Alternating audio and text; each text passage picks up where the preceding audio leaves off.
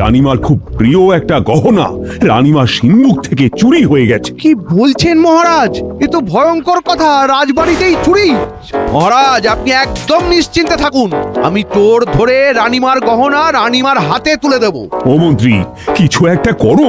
রানীমার প্রিয় হার রানীমার হাতে কবে আসবে আমরা প্রশাসনের কাছে জানতে চাই মহারাজ।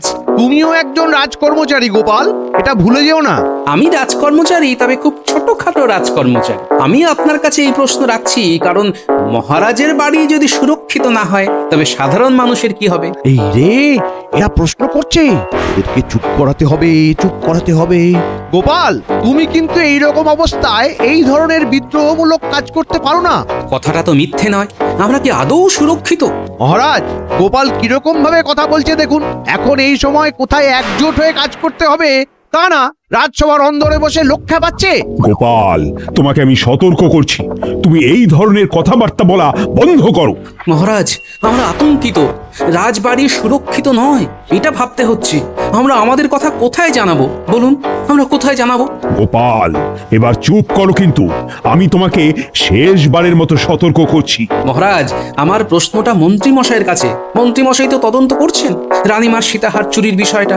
আমরা তদন্তের অগ্রগতিটা জানতে পারবো না? না, তদন্তের সুরক্ষার জন্য আমি তোমার মতো মানুষকে কিচ্ছু জানাবো না। না, তা বললে তো হবে না মন্ত্রী মশাই। আমরা রাজকর্মচারী, সে যেরকম কর্মচারী হই না কেন। গোপাল, তুমি আমার ধৈর্যের বাঁধ ভেঙে দিলে। আমি কিন্তু তোমাকে আজ চরম শাস্তি দেব। চরম শাস্তি দেবেন মহারাজ? হ্যাঁ হ্যাঁ, তোমাকে চরম শাস্তি দেব।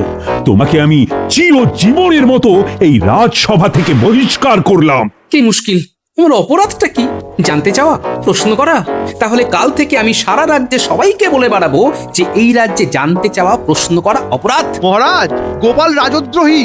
আমার মনে হয় গোপালকে এখনই এই রাজ্য থেকে বহিষ্কার করা উচিত।